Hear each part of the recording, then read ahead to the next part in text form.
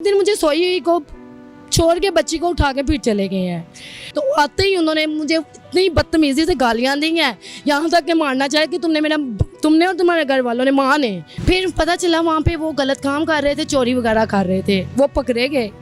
मैं प्रेग्नेंट हो गई जी, 7वां माह था मेरे पेट में ना। आओ बात सुनो, मैंने कहा मुझे नहीं सुननी। तो इसी तरह ना मुझे बहका के तो आई लव यू बोल के तो उसने छलांग लगा दी पानी में ना। सब कुछ इनको बेचती थी, हालांकि मुझे टिप वगैरह भी ना अक्सर लोग आते थे तो वो दे देते थे। ये तो खुदा की तरफ से अल्लाह ने फरिश्ता बना के तो शुरते को भेजा है, ठीक है। उसके जरिए उनको 2 दिन जमानत के तौर पे बाहर निकाला। भाई कहता एयरपोर्ट में तुम्हें गोली मार दूंगा, कत्ल कर दूंगा। मुआवजा पढ़ के तो मैंने उसको बोला 1 मिनट में बस सीने तो लगाने दो। इधर मोहल्ले वाले दुकानें हैं, वो भी अल्लाह के नाम पे बेवा करके खाना पीना दे देते हैं और आस पड़ोस भी दे देते हैं। कुछ कोई 10 देता है, कोई 5, कोई। आज वो वक्त याद आता है जब घर वालों को इतना कुछ भेजा और आज आपके लिए एक वक्त की रोटी भी नहीं है। सलाम लेना नहीं गुजारा करते कि डिजिटल पाकिस्तान की वीडियोस देखने के लिए हमारा चैनल सब्सक्राइब कीजिए और बेल आइकॉन को प्रेस कीजिए ताकि आप हर वीडियो से बाखबर रह सकें। अस्सलाम वालेकुम, आप देख रहे हैं डिजिटल पाकिस्तान। मैं हूं एनी, मेरे साथ आज आमना मौजूद है। 5 साल जिसने दुबई में काम किया, अच्छी ज़िंदगी गुजारी थी, पैसे कमाती थी, अपने घर वालों को भेजती थी। वहाँ पर शादी हुई, जिससे शादी हुई वहाँ पर भी धोखा हुआ। किस तरह से शादी हुई और शादी के बाद उसने इसको किस तरह से रखा, वापस क्यों आई और आज लाहौर की सड़कों पर भीख तक मांगने पर मजबूर क्यों हो गई। आज इसका वो शोहर किधर है, आज वो सारी कमाई किधर है जो इसने 5 साल कमाई, आज क्यों ये लाहौर की सड़कों पे भीख मांग रही है, इससे पूछते हैं। अस्सलाम वालेकुम। वालेकुम सलाम। कैसी हो आमना? जी ठीक।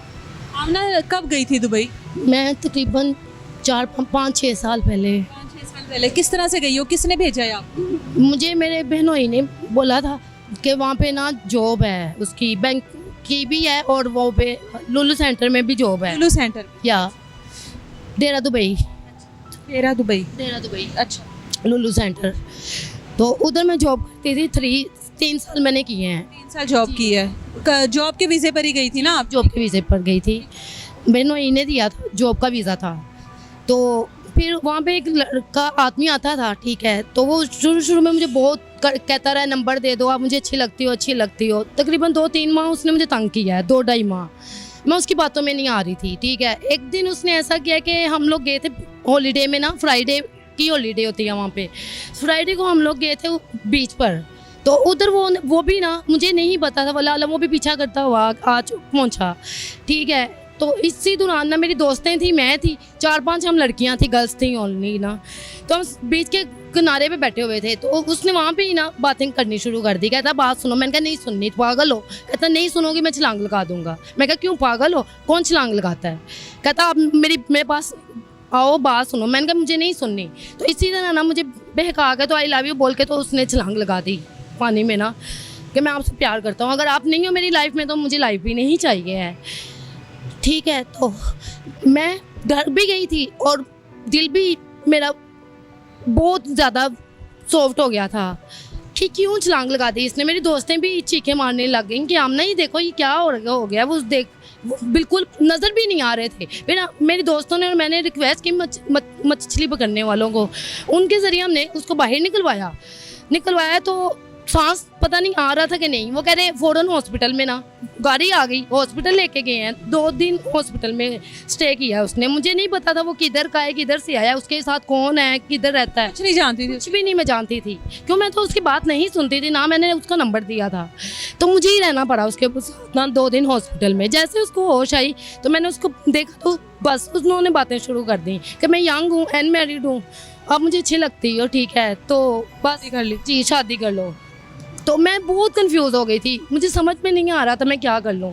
फिर मेरे दोस्तों ने बोला यार इतना प्यार करने वाला इंसान कहाँ मिलेगा, सुसाइड करने की कोशिश किया, कर लो तुम। बस मैंने भी उनकी बात मान ली। मेरे दोस्तों ने मिलकर मेरी शादी करवा दी थी उधर, ठीक है। शादी कर ली। मैंने अपनी माँ को फ़ोन किया, अम्मी कहती उधर कतन शादी की तो हम तुम्हारे साथ बिल्कुल तुम्हारी बात भी करना। कमाती थी आप, अपने घर भेजती थी, मम्मा को भेजती थी, अपने भाई को भेजती थी, ठीक है। इन्होंने कहा कि अब हमारे साथ कोई ताल्लुक नहीं, कहते मरंजुन खत्म कर देंगे हम लोग अगर तुमने शादी कर ली वहाँ पे, बस कमाई जाओ और हमें भेजी जाओ। हाँ, सब कुछ इनको बेचती थी, हालांकि मुझे टिप वगैरह भी ना अक्सर लोग आते थे तो वो दे देते थे, क्यों उनको चीज़ें दिखाना, उनके साथ अच्छा एटीट्यूड करना, तो वो टिप भी दे देते थे मुझे ना, तो वो भी मैंने जमा करते रहना, खुद नहीं खाना कि मेरे पीछे घर है, गरीब है हम लोग, तो कोई बात नहीं, इनको भेज दो, इनको भेज दो। वो जमा कर करके मैंने काफ़ी ज़्यादा पैसा भेजा 3 साल में ना उनको भी, महीना ख़त्म नहीं होता था तो भाई कहता था हाँ मिली नहीं सैलरी। उधर से भी ये प्रॉब्लम थी, मैंने कहा चलो ठीक है शादी कर लेती हूँ, मैं मान गई, मैंने शादी कर ली उनके साथ, ठीक। फिर पता चला वहाँ पे वो गलत काम कर रहे थे, चोरी वगैरह कर रहे थे, वो पकड़े गए, मैं प्रेग्नेंट हो गई जी, 7वां माह था मेरे पेट में ना, प्रेग्नेंट के हो गई थी, तो उन्होंने बोला वो पकड़े गए। मुझे पता भी नहीं चल रहा था ना कि वो कौन से थाने में है, मैंने 5-6 थानों में ढूंढना चाहा, नहीं मिला। एक पुलिस वाले की CID की हेल्प लेके शुरते की, तो उसने मेरी काफ़ी ज़्यादा हेल्प की बहन की तरह। उन्होंने फिर ना मुझे दिखाया कि यही है नूर खान, मैं कहा हाँ यही है। जैसे मैंने उनको देखा तो मैंने बोला कि देखो मैं प्रेग्नेंट हूँ, मेरा यहाँ पे कोई भी नहीं है, मुझे पता भी नहीं है कि यहाँ से वहाँ तक कैसे जाना है, ये तो खुदा की तरफ से अल्लाह ने फरिश्ता बना के तो शुरते को भेजा है, ठीक है। उसके ज़रिए उनको 2 दिन ज़मानत के तौर पे बाहर निकाला। जैसे निकाला उन्होंने मुझे टिकट करवा के, मेरा वीज़ा उनके नाम पे हो गया था ना शादी के बाद, पहले मेरा था लुलू वालों के, फिर वीज़ा चेंज करने के लिए मैं ईरान चली गई, पाकिस्तान नहीं आई इन आउट के लिए, फिर उनके नाम का वीज़ा हो गया। फिर 2 दिन के लिए अगर वो बाहर निकाले हैं, उन्होंने मुझे पाकिस्तान भेज दिया, 7वां माह था। अब इधर से भी डर रही थी, भाई कहता एयरपोर्ट पे तुम्हें गोली मार दूंगा, कत्ल कर दूंगा, तुमने खानदान में हमें कहीं का नहीं छोड़ा, नाक लगाना हमारी काट दी है, हमारा सर झुक गया है, ऐसे है वैसे है। भाई आपकी खातर है तब नहीं उसका सर झुका था, जब आपने एक इज्जत के साथ एक बंदे के साथ शादी कर ली तो उसकी गैरत जाग गई। जी मैं बहुत ज़्यादा डरी हुई थी। एयरपोर्ट पे मेरा पाँव फिसला कि मैं सीरियस, वो थी ऑटोमेटिक एक्सीलेटर जी, मेरा पाँव फिसला, मैं गिरते ही ना मेरा ना वो हो गया, कैरेज हो गया। हाँ हॉस्पिटल, एयरपोर्ट वालों का ही हॉस्पिटल था, मेरे घर वाला कोई भी नहीं था वहाँ पे, खुदा अल्लाह जानता। जब मिस कैरेज हो गया बच्चा, उन्होंने निकाल के शीशे के अंदर रख दिया, 7वां माह था, वो कह रहे बच्चा कम दिनों का है, दुआ करो अगर बच गया तो। मेरा ऑपरेट किया था, ऑपरेट करके उन्होंने बच्चा निकाला था, बड़ा ऑपरेट, बच्चा निकाल के उन्होंने शीशे में रख दिया। मैंने मुआवजा पढ़ के तो मैंने उसको बोला 1 मिनट में बस सीने तो लगाने दो। मैं बहुत कंफ्यूज हुई थी, ना माँ बाप का साथ है, ना बहन भाई है, ना शोहर है पास, कोई भी नहीं था मेरे साथ ना। फिर उन्होंने बोला अपनी माँ का नंबर याद है, मैंने कहा हाँ याद है। फिर मैंने माँ को बुलाया, माँ से माफ़ी मांगी, माँ ने माफ़ कर दिया, मगर भाई अभी तक माफ़ नहीं कर रहा। ये आपका शोहर फिर वापस आया? जी मैंने ना बहनोई ने ना उनको उधर धमकी दे के वापस भेजा कि अगर तुम नहीं जाओगे मैं खुद तुम्हें यहाँ पे पकड़वा दूंगा। तुम्हें 2 दिन वापस आया, फिर आपसे मिला? वो आप नहीं वापस आए हैं, इधर लाहौर में आए हैं, ठीक है। तो आते ही उन्होंने मुझे इतनी बदतमीजी से गालियाँ दी हैं, यहाँ तक कि मारना चाहे कि तुमने और तुम्हारे घर वालों ने, माँ ने, मेरा और मेरी माँ का नाम ले रहे थे कि मिस कैरेज किया। मैंने कहा वल्लाह अलम, एयरपोर्ट पे चलो उधर से पूछो, मेरी माँ तो बिल्कुल एंड पे आई है, डॉक्टरों से पूछो, वो तो उधर थी ही नहीं। एयरपोर्ट पे मैं गिर गई थी, कहता नहीं झूठ बोल रही हो, मुझे छोड़ के वो बन्नों को हट गए थे, उधर चले गए, उधर पीछे गई हूँ। हाँ मैं उनके पीछे गई हूँ, ठीक है। बस स्टेशन पे मुझे नहीं पता था कि वो कौन सा कर रहा है, उनका कौन सा इलाका है, उनको फ़ोन करती थी, वो गाली दे के फ़ोन बंद कर देते थे, ऑफ कर देते थे। फिर आधे घंटे के बाद फिर फ़ोन करना, फिर उन्होंने, मैंने इसी तरह करते कराते 2-3 दिन मस्जिद के अंदर गुजारे। तीसरे दिन मस्जिद इमाम मुझे अपने घर लेके गया, कह रहा बेटा क्या मसला है। मैं उनको बताया कि इस तरह से मेरा शोहर है, वो नहीं मान रहा, ठीक है। वो कह रहा कि बस मेरे से तुम फारिग हो, मेरा बच्चा मिस कैरेज किया, मेरे से तुम फारिग हो। सो उसने मुझे एक पुलिस वाले का नंबर दिया, मैंने पुलिस को फ़ोन किया, पुलिस वाला भी उधर आ गया, मस्जिद के पास आ गया, मुझे गाड़ी में बिठा के पुलिस स्टेशन ले गया। वो कहता है ठीक है मैं आपकी FIR लिखता हूँ, मगर एक शर्ट पे लिखता हूँ, आपकी हेल्प करता हूँ जब आप मेरी बात मानोगे। मैंने बोला क्या बात मानूंगी? कह रहा आपने बिल्कुल नरम नहीं बनना, मैं उसको जितना भी खींचूँ, गाली दूँ या जो भी, जान से मैं नहीं मारूंगा, मैं उसको थप्पड़ भी मार दूँ तो आपने नहीं बोलना उस पर। मैंने बोला ठीक है आप करो। उसने बोला हाँ सोच लो, उसने मुझे सोचने का मौका दिया। मैंने कहा ठीक है करो, आप बुलाओ तो सही, एक दफ़ा मेरे सामने तो आए, मेरा फेस तो करे कि जब से आया वो इधर है। तकरीबन 1 साल हो गया था उनको, 1 साल। तो मैं चली गई। मम्मा कहती कि नहीं देखा है ना बेटा, तुम्हें मना किया था कि शादी नहीं करो। तो फिर लेकर आए पुलिस? जी पुलिस उसी टाइम आया, जैसे ही उन्होंने कॉल किया उसी टाइम 20 मिनट के अंदर पुलिस स्टेशन आ गए। उन्होंने हवालात में बंद कर दिया। उसको थोड़ा सा उन्होंने धमकी दी कि हम तुम्हारा ना रिमांड लेते हैं, तो वो डर चुके थे। आप भी नरम पड़? मैं बहुत नरम पड़ गई क्योंकि मैंने पुलिस वाले को गालियां देने लगी कि मेरा शौहर है, तुम क्यों रिमांड, क्या होता है रिमांड? मुझे नहीं पता था कि क्या कह रहे हैं उसको। तो मैं कहता, मुझे इशारे कर रहा था साइलेंट हो जाओ, मुंह माउथ बंद करो। तो मैंने कहा नहीं आप इसको अभी इसी टाइम बाहर निकालो, ठीक है। मैंने उधर चीखना चिल्लाना पुलिस स्टेशन में शुरू कर दिया, काफ़ी शोर से ना लोग जमा हो गए। फिर मजबूरन उसने बोला ठीक है इस पर साइन करो। तो ले गया उसके बाद अपने?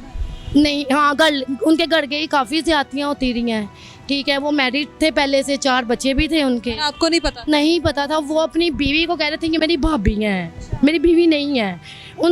उनको पश्तो आती थी सबको, मुझे उर्दू आती थी, मुझे पश्तो नहीं आती थी। वो क्या बात कर रहा था? तो उसकी ना बहन के बेटे ने मुझे बताया कि ये हमारी मामी है, ये मामू है, ये मेरी मामी है, ये बच्चे भी इनके हैं, मेरी एज के थे। बेटियां, 3 बेटियां, 1 बेटा। फिर वहाँ से निकली हो, फिर कैसे छोड़ दिया उसको? उसने, मेरी सौतन ने समझा कि ये ज़मीन का हिस्सा मांगेगी। उन्होंने ना मार कुटाई शुरू कर दी। एक दिन मुझे इतना इस कदर मुझे उन्होंने मारा कि मैंने बोला बस, या तो मुझे जान से मार दो या मुझे बाहर निकाल दो कि मैं चली जाऊँ। मुझसे नहीं मार खाई जाती, बेवजह की मार मुझसे नहीं खाई जाती। वो ये चाहती थी कि ये तंग आके भाग जाए।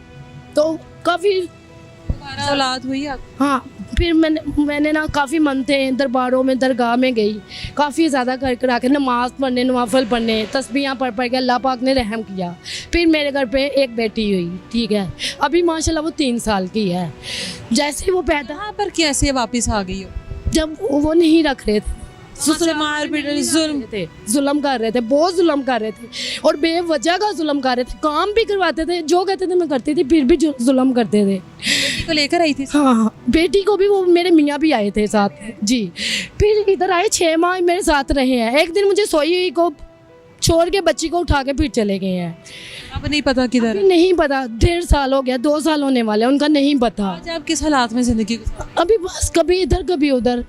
इधर मोहल्ले वाले दुकानें हैं, वो भी अल्लाह के नाम पे बेवा करके खाना पीना दे देते हैं और आस पड़ोस भी दे देते हैं। कुछ कोई 10 देता है, कोई 5, कोई। आज वो वक्त याद आता है जब घर वालों को इतना कुछ भेजा और आज आपके लिए एक वक्त की रोटी भी नहीं है। सलाम लेना नहीं गुजारा करते कि कहीं इसको खिलाना ना पड़ जाए, कहीं इसको रखना ना पड़ जाए, बोझ ना पड़ जाए हमारे घर वाले हैं ना जिनको अपनी टिप तक भेज देती थी, वही घर वाले हैं जी। इसके आंखों में आंसू देखें। ये वो लड़की है जिसने 5 साल अपने घर वालों को कमा कमा कर भेजा है। टिप मिलती है जो किसी भी ऐसी जगह पर, वो टिप तक जमा कर कर अपने भाई और अपनी माँ को भेज देती थी कि मेरी क्या ज़रूरत है, ज़रूरतें तो उनकी हैं। गरीब घर से आई हूँ, मेरे जाने तक मेरे घर के हालात बदल जाएं। और ये वो भाई है जो आज इसको एक वक्त की रोटी नहीं दे सकता। जब ये वहाँ पर परदेश में नौकरी कर रही थी तो उसकी गैरत नहीं जागी। जब इसने निकाह कर लिया तो उसकी गैरत जागी और उसके पूरे ख़ानदान में नाक कट गई। आज ये लड़की सड़कों पर भीख मांगने पर मजबूर है। एक अच्छा वक्त देखने के बाद आज इतना बुरा वक्त काट रही है, इतना बुरा वक्त गुजार रही है। शोहर पास नहीं है, बेटी को लेकर वो चला गया, इससे कोई राब्ता नहीं है। ये ज़िंदगी है और ये इसके हालात हैं। इसका नंबर मैं स्क्रीन पर दे रही हूँ। अगर आप लोगों में से कोई भी इसकी मदद करना चाहता है, खुदारा सिर्फ मदद करने के लिए इसका नंबर दिया जाता है। इस तरह की लड़कियों का इसकी मदद करें जितना हो सके। इस टाइम हम लोग आगे बढ़ेंगे तो हो सकता है कि इसके दिन दोबारा से बदल जाएं, दोबारा से इसकी ज़िंदगी वैसी हो जाए जिस तरह की ज़िंदगी ये छोड़ कर आई है। इसी के साथ मुझे दीजिए इजाज़त। अल्लाह हाफिज़।